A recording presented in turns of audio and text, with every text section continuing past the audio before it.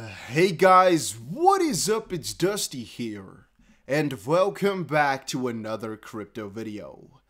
And oh boy, do we have some news for you guys today. This is about to be really interesting, so I recommend you to clench your butt cheeks together good and tightly, because you want to take this information in properly, alright? Having said that, let's take a little bit of a look. SNB, BDF, UBS, Credit Suisse, and Natixi hooking up to trial cross-border central bank digital currency payments. This, ladies and gentlemen, is about to get really freaking interesting because, well, that sounds really promising, right? That sounds very much like how we describe XRP to function. Is it good? Is it bad? We'll see in just a second. But guys, if you are enjoying these daily crypto updates, make sure you press the like button and have the notification bell on so you're notified every time we upload something new. Now, French and Swiss central banks to trial wholesale digital currencies. The Swiss National Bank and the Bank of France will trial Europe's first cross-border central bank digital currency payments, the bank said on Thursday, a move that will be the first for the two of the world's top currencies. The experiment will focus on bank-to-bank lending market rather than everyday public transactions, but will be the first time a digital euro and a Swiss franc have been fully tested. To me, on its own, this is already really promising and really interesting because, wow, right? These pairs already being so far to test it right now, that's a surprise all of a sudden. Switzerland's UBS, Credit Suisse, and France's Natixi are involved in the project along with Swiss Börse operator SIX Digital Exchange, which we've talked about quite often over the last couple of months because of their connection to crypto, fintech firm R3, and the innovation hub at the BIS. Now, this is actually where things really get exciting. So SIX has connections to crypto in a really broad manner, and actually has also got some XRP OTP listed. Fintech firm R3 connected in some ways to Ripple, but just connected to crypto in many ways. And well, the BIS, one of the leading people of the BIS right now actually follows Brad Garlinghouse over on Twitter. He follows no other crypto project except for Brad Garlinghouse, which is also interesting. But now, as of this point, there's nothing mentioned regarding Ripple, and we are assuming that it's this new XRP killer that many people are talking about as of this point. I mean, last couple of days, a lot of people have been spamming me about how there's some new technology built that's supposed to replace XRP in some way, shape, or form. I'm assuming that no Ripple technology is being used for all of this, as I would have thought that they would share it all over the world right now. However, it is CBDC being finalized and being tested right now to kind of bridge them. And I mean, it's a digital currency matter to do it as well. I mean, why, I don't get the entire situation just quite yet, but I'm extremely interested to see this develop over the next couple of weeks, most likely, as we'll get more and more information coming out. And there might be more info that I just missed, but Reuters is normally a really credible source for this type of stuff. And since they just now posted this article 11 hours ago, I'm not sure exactly where the other info lies. But again, as more information rolls out to me, I will also be giving you guys more explanations. What if, again, I sometimes think about it, what if these CBDCs themselves, however, run on Ripple? Maybe then the bridge is not XRP at the start, but maybe eventually. And as of this point, the collaboration between the two central banks has been dubbed Jura after the mountain range which separates Switzerland and France, and it will involve the exchange of a euro wholesale CBDC against a Swiss franc wholesale CBDC through a payment versus payment settlement mechanism. These transactions will be settled between banks based in France and Switzerland, and the technology means payments will be almost instant while both central banks effectively have to digitally approve them before they can go through. Quote, in order for CBDCs to be real, they need to be able to be used across borders and in a way that preserves sovereignty, said Todd McDonald, co-founder of the R3 firm behind the tech. So right now, it's R3 technology that we've been talking about without Ripple/XRP. Okay. Well, competitor, huh? Okay. Nothing against some competition, though. Again, gives Ripple more drive to go after this a little bit harder and to at least get all the CBDCs running on Ripple, that is, huh? Because, I mean, a Europe CBDC, the Bank of France specifically talked about that, right? With the ECB building that on top of Ripple. So maybe it's just a start, maybe it's just a test, maybe they have to see which one's more efficient. Let us see, but I want to update you guys nonetheless. Then, regarding this previous transfer, I want to quickly confirm 270 million XP was transferred, right, between exchanges. Understand this. If it's going from an exchange to an unknown wallet, that is usually bullish because that constitutes as an exchange outflow. If it's from an unknown wallet to exchange, that is usually bearish.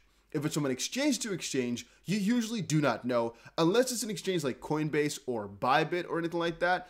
With Bybit, if it's moving there, you can't actually sell your XRP. You can only use it to trade leverage with. And on Coinbase, you can't buy or sell. So if they're sending it there, they're using it as custody. Same thing for some other names. I'm not exactly sure, like BitGo or so. They're all custodians. They're not exchanges, and you cannot maybe sell your crypto on there. So that's also a bullish thing if they send it there. John Dean put up, I'm willing to put money on the fact that before the end of this year, JP Morgan will announce huge institutional or big investor demand for Bitcoin. It'll be after they have purchased enough and pump it up to sell. JP Morgan says there's weak Bitcoin demand from big investors, and all that I would like to refer to right here within this article specifically is JP Morgan has let go a really left, right stance on it, where it's like they change their mind constantly. And right now I'm also thinking that at the end of the year or at some point soon pretty much, they're just going to change their mind again and become extremely bullish on Bitcoin and just say, oh, every investor is going to buy it or get into it. While a little bit earlier today, they even said that they are bearish on Bitcoin and that the prices are going to go down from here. Then a little bit of a reply to a tweet from earlier talking about the SEC filing a one-page response to Ripple's SIR reply to the SEC's motion to strike Ripple's fair notice defense. Jeremy Hogan said, it's at the very end of this letter. The second time we see the SEC's realization that this case could produce very bad legal precedent for it in the crypto space vis-a-vis the fair notice defense, and pleading literally with the court not to let that happen.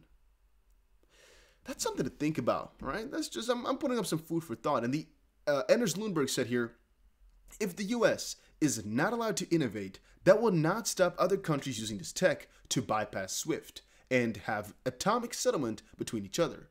The SEC is really hurting US ability to compete with this tech, and yeah, that's the truth. I mean, even though there's competition, in the end of things, I do wonder how those will be regulated then, or exactly what type of laws will come for these digital currencies, or what is R3 building here or utilizing that I'm not completely aware of or sure of. I'm not sure.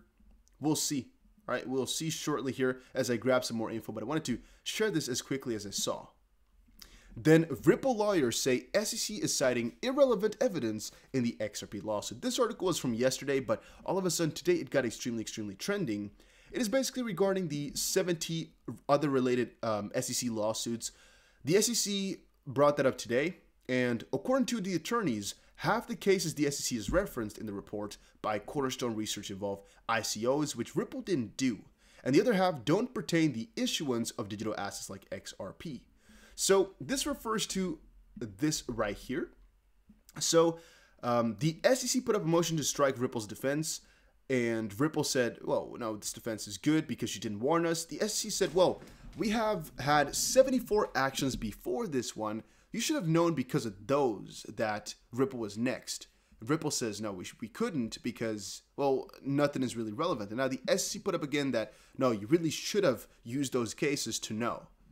It's a really interesting dilemma. It's a really interesting debacle because I personally would also say most of these cases have no exact bearing on XRP or no exact resemblance. And that's actually what the SEC would like to dispute, saying, you're saying, that's again the SEC, right? The SEC saying, oh, you as Ripple are saying that because these cases are not perfectly the same to Ripple XRP specifically here, that they're not relevant. Literally, because they're not exact same identical facts as this case, Ripple lacked sufficient fair notice. I would still like to say that the SEC have made a real stupid response right there, like James also said, because it is. Then the Cryptic Poet said, just in, Ripple partner Ria Money Transfer adds real-time payments through Brazil's Pix instant payment platform in partnership with Banco Rendimento. Just nice to see. Just good to see. Ripple's also partnered with Banco Rendimento too. So again, the circle is coming around. The Bearable Bull said, I feel safer taking massive risks.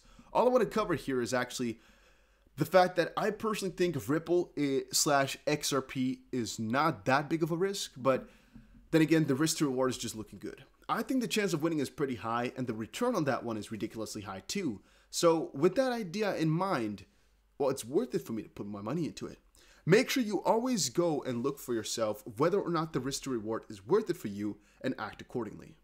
All right, and yeah, that was it for today's episode. I had one little article here about an $11 million ransom, but to be honest, it's nothing that really concerns us too much. It's just ransoms in the crypto space right now. A lot of these big guys demanding it. A lot of these guys are paying it, so it's going to continue on for a little while. Let us wait out, though, if the U.S. is going to crack this all again before we move on. It's an interesting situation, but let's wait because it's really fresh. Only 10 views when I pressed it. Let us see if this is all fake, if this is a real story, what exactly it encompasses and whatnot before we continue on. And thank you all for watching. See you guys again in another crypto video later today.